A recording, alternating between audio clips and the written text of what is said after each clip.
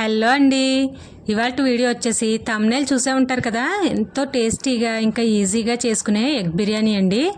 చూస్తున్నారు కదా, normal rice తోటే చేశానండి.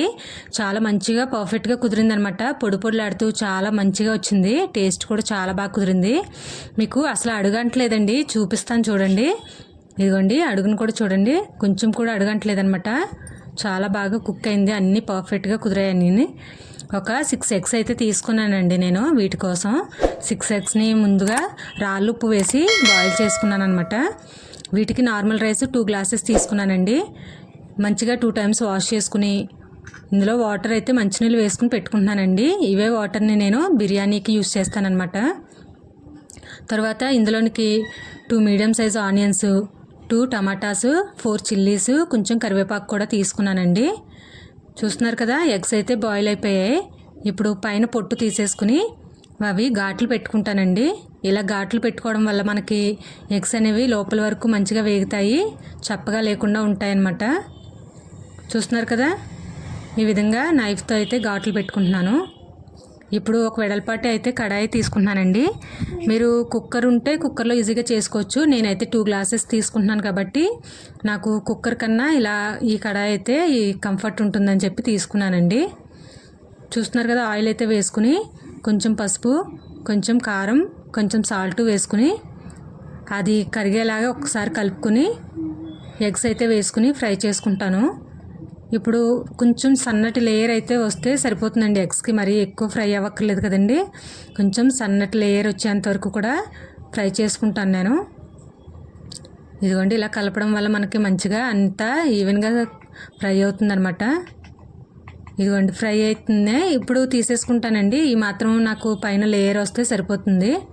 ఇప్పుడు అదే ఆయిల్లోనే, ఇంకా ఎక్స్ట్రా ఆయిల్ వేయలేదండి, అదే ఆయిల్లో నేను ఇవి ఫ్రైడ్ ఆనియన్స్ కింద చేసుకుంటున్నాను అనమాట. కొంచెం కరివేపాకు కూడా వేసుకున్నాను, ఫ్రై చేసుకుంటున్నాను. అది కూడా టేస్టీగా ఉంటుందని చెప్పి మీడియంలోనే పెట్టుకుని ఫ్రై చేసుకుంటే మనకి మంచిగా ఫ్రై అవుతాయండి. ఎక్కువ ఆయిల్ వేయలేదు కదండి, అందుకని కొంచెం ఇలా వచ్చాయన్నమాట. ఇప్పుడు వీటిని తీసుకుని ఒక ప్లేట్లో అయితే వేసుకుంటున్నాను. మొత్తం అన్నీ తీయట్లేదండి, కొంచెమే తీస్తున్నాను. చూస్తున్నారు కదా, సైడ్ కొంచెం ఆనియన్స్ అయితే ఉంచేస్తున్నాను నేను. అవి అలా ఉంచేసి మిగతా చిన్నగా ముక్కలు కట్ చేసుకున్న ఆనియన్స్ని వేసుకుంటాను. ఇప్పుడు నా దగ్గర కొంచెం నెయ్యి ఉందండి, అందుకని 2 టీ స్పూన్స్ నెయ్యి, అలాగే 2 టేబుల్ స్పూన్స్ ఆయిల్ వేసుకుంటున్నాను. ఇలా వేసుకుంటాం వల్ల కూడా మనకి రైస్ అనేది పొడి పొడిలాడుతూ వస్తుందన్నమాట, విరిగిపోకుండా. అంతా కావాలంటే నెయ్యిలో అన్న వేసుకోవచ్చు, లేదంటే ఆయిల్లో అన్న వేసుకోవచ్చు, అది మీ చాయిస్. తర్వాత బిర్యానీ మసాలాలు కూడా వేసుకుంటున్నానండి. చిన్నగా కట్ చేసిన ఆనియన్స్, 4 చిల్లీస్, ఇంకా కరివేపాకు కూడా వేసుకుని ఇవి మంచిగా మళ్ళీ కలర్ వచ్చేంత వరకు దోరగా వేయించుకోవాలి. ఈలోపు టమాటాస్ని అయితే మిక్సీ పట్టుకుంటున్నానండి. ఇవి మెత్తని పేస్ట్ లాగా అయితే మిక్సీ అయితే పట్టుకుంటున్నాను. చూస్తున్నారు కదా, ఫ్రైడ్ ఆనియన్స్ పక్కన పెట్టుకున్నాను.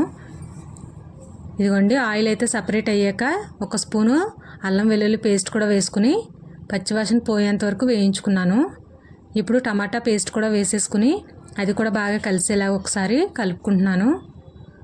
చూడండి, మళ్ళీ ఆయిల్ సపరేట్ అయ్యేంత వరకు ఇలా వేయించుకున్నాక ఇప్పుడు ఇందులోనికి 3 టేబుల్ స్పూన్స్ పెరుగు అయితే వేసుకుంటున్నానండి. ఇలా పెరుగు వేయడం వల్ల మనకి బిర్యానీ అనేది టేస్ట్ బాగుంటుంది కదండి.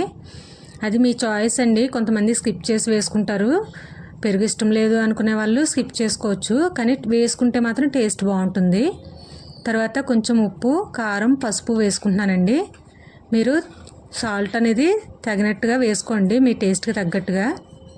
నేను రాళ్ళు ఉప్పు అయితే వేసుకున్నాను.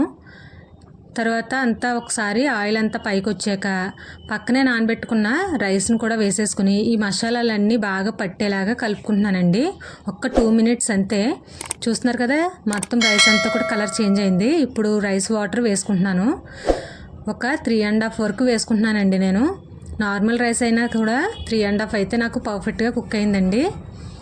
ఎందుకంటే ముందుగానే ఒక 1 అవర్ అయితే నానబెట్టి పెట్టుకున్నాను కాబట్టి రైస్ని నాకు 3.5 అయితే పర్ఫెక్ట్గా కుక్ అయింది. చూసారు కదా, అడుగంటలేదు ఎక్కడ కొంచెం కూడా, చాలా మంచిగా పొడి పొడిలాడుతూ వచ్చిందనమాట. ఇలా ఆయిల్ సపరేట్ అయ్యాక ఒక 10 మినిట్స్ తర్వాత చూస్తే మనకి ఈ విధంగా ఆయిల్ అయితే సపరేట్ అవుతుంది. అప్పుడు 1 స్పూన్ గరం మసాలా, 1 స్పూన్ ధనియాల పొడి వేసుకుంటున్నానండి. ఒకసారి మళ్ళీ అంతా కలిసేలాగా కలుపుకుంటున్నాను, మసాలాలన్నీ కలిసేలాగా. ఇలా కలుపుకున్నాక ఇప్పుడు ఇందులోనికి ఫ్రైడ్ ఆనియన్స్ని ఇంకా ఎగ్స్ని వేసేసుకుంటున్నానండి. ఈ టైంలో వేసుకోవడం వల్ల మనకి టేస్ట్ అనేది బాగుంటుందన్నమాట. చూడండి, ఎగ్స్ కూడా వేసుకుంటే ఇక్కడ మనకి హాఫ్ వరకు మునుగుతున్నట్టు వస్తున్నాయి. అందుకే మంచిగా కుక్ అయ్యాయండి. మంచిగా లోపల వరకు దమ్ము చేసినట్టు వచ్చాయన్నమాట. ఎగ్ దమ్ బిర్యానీ చేసుకుంటే ఎలా ఉంటుందో అలా వచ్చాయన్నమాట. ఒక్క 10 మినిట్స్ లో ఫ్లేమ్లో పెట్టుకుంటున్నానండి. చూస్తున్నారు కదా, లో ఫ్లేమ్లో పెట్టేసి దానిపైన బరువు అయితే పెట్టాను. 10 మినిట్స్ తర్వాత మీకు ఓపెన్ చేసి చూపిస్తాను. ఇప్పుడు మసాలాలు అవి పక్కకి సైడ్కి వెళ్ళిపోయి ఉంటాయి కదండి. ఒక్కసారి మళ్ళీ చూడండి, ఎగ్స్ కూడా లోపల వరకు మంచిగా ఎలాగా డీప్ చేసినట్టు వచ్చాయి కదండి. అదిగోండి, ఇప్పుడు మసాలాలు అన్నీ కూడా ఒక్కసారి తీస్తున్నాను అనమాట. మొత్తం అంతా ఈవెన్గా కలుపుతాను. ఇప్పుడు ఎగ్స్ని కూడా చూపిస్తాను చూడండి మీకు. ఇదిగోండి, దమ్ చేసినట్టు చాలా మంచిగా ఎగ్స్ కూడా చాలా బాగా కుక్ అయ్యాయి అనమాట. ఇదిగో చూస్తున్నారు కదా, చాలా బాగా వచ్చింది బిర్యానీ కూడా. ఒక్కసారి మొత్తం అంతా మసాలాలు అన్నీ బాగా కలిసేలాగా ఒక్కసారి కలిపేసి ఒక్క 5 మినిట్స్ అలా వదిలేస్తే ఎంతో టేస్టీగా ఉండే ఎగ్ దమ్ బిర్యానీ అయితే రెడీ అయిపోయిందండి. చూస్తున్నారు కదా, ఇదండి ఇవాళ వీడియో. మీకు కనుక నచ్చినట్లయితే ప్లీజ్ లైక్ చేయండి, షేర్ చేయండి. కొత్తగా చూసిన వాళ్ళైతే సబ్స్క్రైబ్ చేసుకోవడం మర్చిపోద్దండి. Thanks for watching this video.